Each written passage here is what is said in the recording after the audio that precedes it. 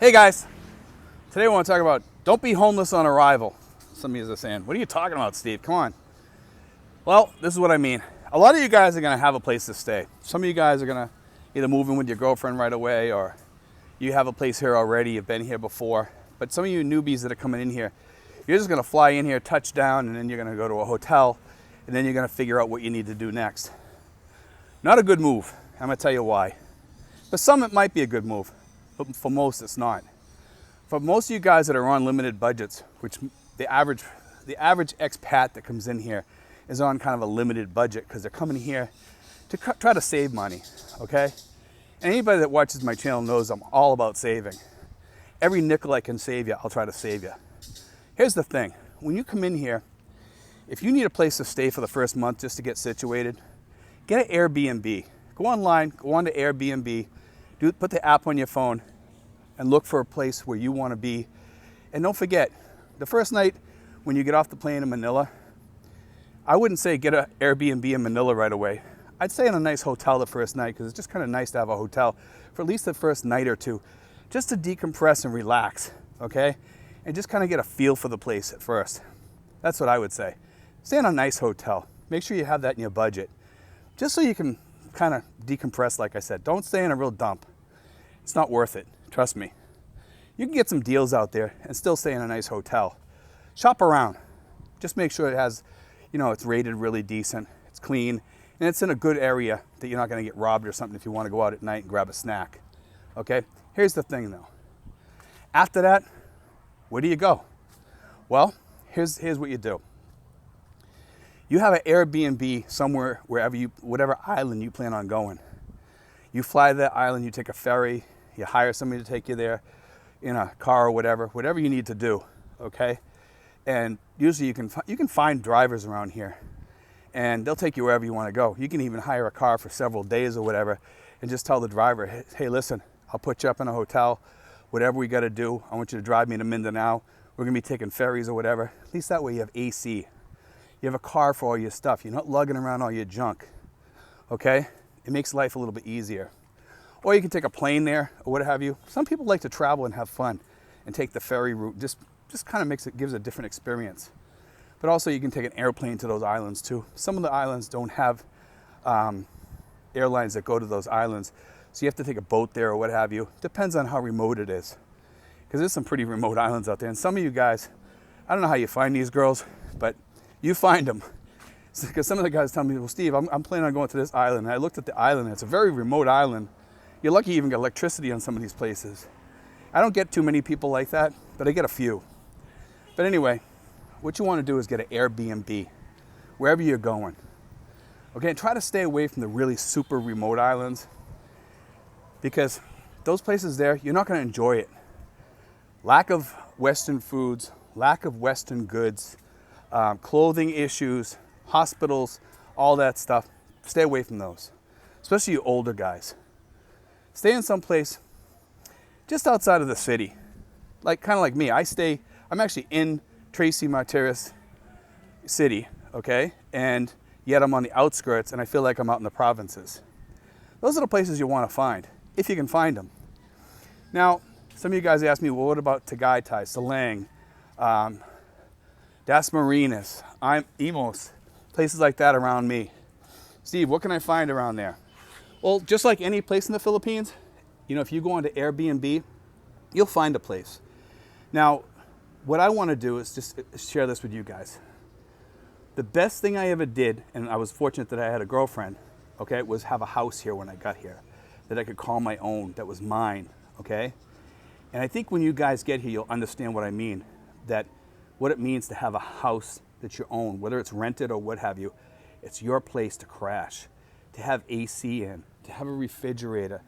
If you want to sit and have a beer or Coke or have some ice cream in your freezer or a nice steak in your freezer that you can pull out and cook or whatever, it's your house. You can do what you want to do. You can order pizza and have it delivered or whatever.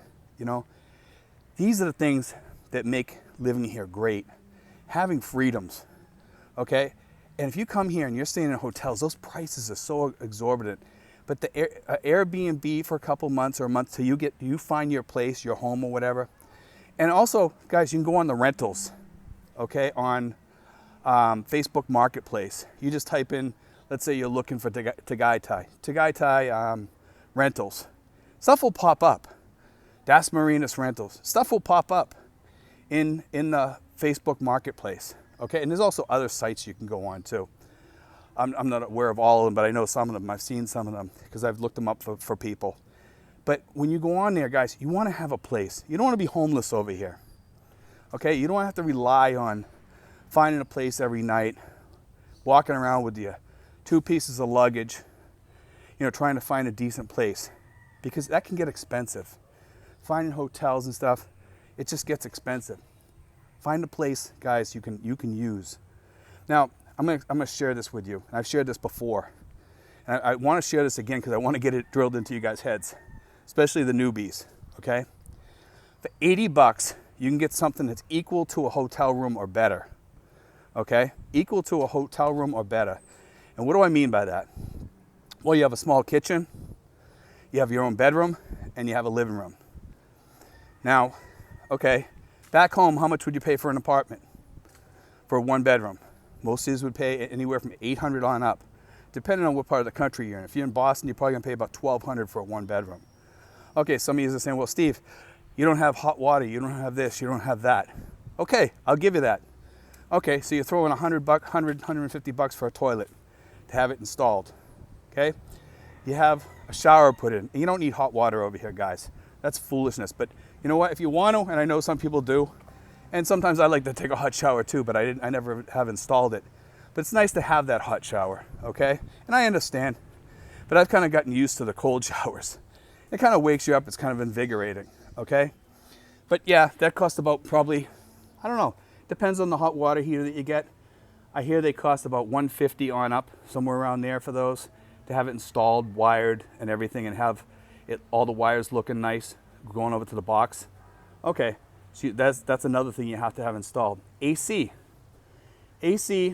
depending on which place you go into, if you put the window type in there, you can get AC in some of these smaller rooms. Just put it in the bedroom, get a 1 horsepower, or they even have half horsepower. Half horsepower might do some of these small rooms.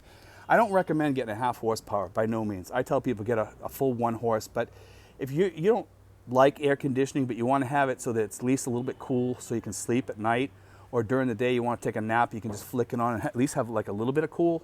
Half horsepower might do you in a small bedroom, okay? That'll suffice. If you want to do your whole house, I would get from 1 horsepower to a 1.5 or 2 horsepower for the smaller apartments.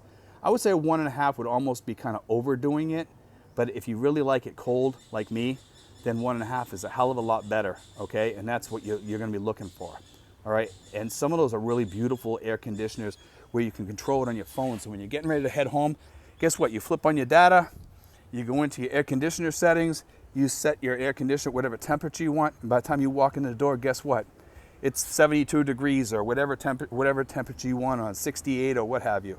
That's a good thing, you know? And of course they have Celsius over here, but you know what I'm getting at. So you do that, okay? Then a refrigerator. Refrigerator's anywhere from $200 on up for a decent sized refrigerator, okay? And over here, you really don't need a huge refrigerator. You need like a mid-sized refrigerator for 1 or 2 people. That suffices. Now, some of you guys are saying, well, Steve, you got 2. Yeah, we have 2 because of this reason, okay? We like to keep a lot of frozen goods, and we also have like a, kind of like a sari store, I guess you can call it, where we sell sodas to people, things like that. We have a lot of people in our family, so we like to have a lot of drinks. We like to have watermelon. Watermelon takes up the refrigerator. So sometimes it's good to have 2 refrigerators. Yeah, it uses up a little bit more electricity and stuff.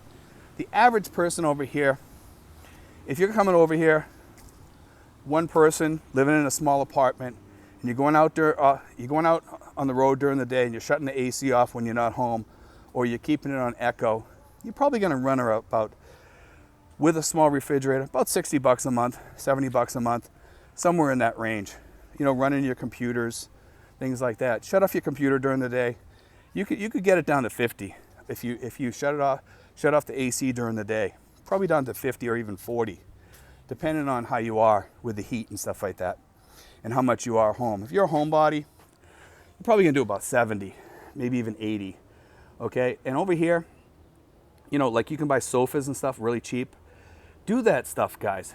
For all the money that you put into an apartment, those small apartments, you need a bed, maybe a small bureau to put your clothes in, or like a lock box, like I have. Like it's almost like a locker. Okay, you get one of those.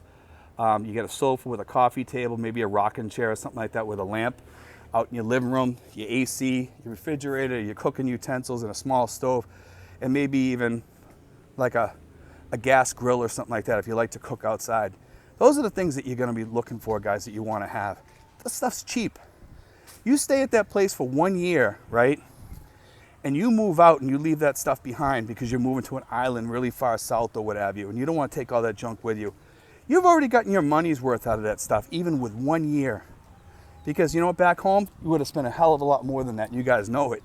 And it's way better than a hotel room or something like that, or renting a place that's furnished, because you know what? It's all your stuff, and it's the way you like it. In a furnished apartment, you're probably going to pay maybe double, okay? And to get the AC already in the place, you still got to have the AC cleaned once in a while, and things like that. And that's about every 3 or 4 months you want to get your AC cleaned, depending on which AC unit you buy. I bought the expensive Carrier, and it's never broken down, and it doesn't need to be cleaned as often. And that's a good thing. Some of them, the new ones, I heard that they're pretty close to being self-cleaned. And I heard that you only have to do them once a year. Now, I'm not sure that's true, but that's what somebody told me just recently. They said, Steve, there's a couple of units you almost don't even need to clean. So if that's true, that's a good thing. I did see something on a box one time that I was reading that says it needs to be that you don't have to clean it as often. So that's good. Some of them have like a wash thing or something, I think. It's something new that they're starting to come out with over here. I haven't seen that technology around here yet, but I heard that they have something like that on. I've seen it in an advertisement over here. So if you can get something like that, that's the way to go. But you know, the other ones, $600. $600 for 1 horsepower right down the street from my house. That's a great deal. Put that in your place, you're all set to go. But guys, don't be homeless. Okay? Don't be homeless. Plan ahead. You guys will be doing phenomenal if you have your own little place. And you'll be kind of thankful for it. And you know what? Once you get that place, if you plan on moving to like a 2-bedroom or something like that, talk to your landlord. Ask her if you can Airbnb it. Ask her if you can sublet that property, because you have the AC in there. You have everything in there. You can leave the furniture behind. And you guess what? And do that from the beginning. Ask her, say, listen, if I move out, I still want to rent it off you. And can I sublet it and do an Airbnb it? I'm responsible for anything that gets broken. Is that okay with you? Most people will say yes. You just go over, you make the beds, you clean the sheets, change the sheets, all that stuff. Or have your girlfriend do that. You make yourself a few bucks. You know, and if you have like a vlog or something like that, like mine, that might even help you even more. Because then you can put that out there about that. And I'm just putting that out there for you guys, because you guys are always looking for ways to make money. Granted, you're gonna have to, anything over $5 grand, you're gonna have to pay taxes on, okay? And some of those places, you could probably do that. But also, the good thing about it is when you move to your other place, you wanna get away for the weekend, you wanna go do something, you know, just go out there with your girlfriend or your wife or whatever, you get a couple nights away over at your other place, especially if you move far away. It's kind of a good thing. But you could put a relative or a friend in charge of the place. You call them up and say, hey, listen, I need the bedspreads changed. Somebody stayed there for 3 days. Can you go over there, sweep it out, clean it, make sure it's all good? They go over there, they clean it, they make sure it's all good, and to make sure that somebody will meet the people with the keys. That's important. You know, that's all about Airbnb. There's all kinds of ideas over here, guys. And if you open your mind up, guess what? You can make money, and also you'll have a great place to stay when you first get here. So just FYI, you know, think about everything. Open your mind a little bit more over here. You know, when a lot of people go to the U.S., and here's the thing about the U.S. The U.S. offers people almost too many opportunities when they come in. These people that come into the country, they see the United States as a bank. So a lot of these people, they go on welfare thinking, gee, that's free money for me. All I have to do there is get to the United States and I can be part of that. And I can be a part of that system and get that free money. Well, you know what? When you come over to the Philippines, if you really open your mind, guess what? You can see some of those opportunities too. There are ways to make money over here. You just got to open your mind a little bit. And you know what? If you open things just to expats over here, and you tell other expats, maybe on your Facebook or whatever, hey guys, if you guys want to get away and come to the area here, guess what? Come stay here. I'll rent it out to you. You want to stay a week here? I'll give you a deal, you know, and give people a deal. If they're going to stay a week or more, break it down. Give them a little bit more of a, like maybe 10% off or something if they stay more than a week. If they stay a month, give them like 15 or 20% off. That way there, guess what? They're saving money, you're making money. You know, and if you just make sure you keep the place clean. Ask them if somebody can come in there each week and clean the place or whatever. Make sure you have a reliable maid to go in there and do all the work. Make sure they're not going to steal anything. You don't want to be responsible for stuff like that, guys. That's not cool. And make sure you call them to let people know that they're coming. But anyway, guys, that's just an idea for you guys. But also, guys, it gives you an idea to have a place when you get here. Okay? These small, cheap places, don't rule them out. They're a good deal. And they're a great deal if you use them wisely. God bless, guys. Take care.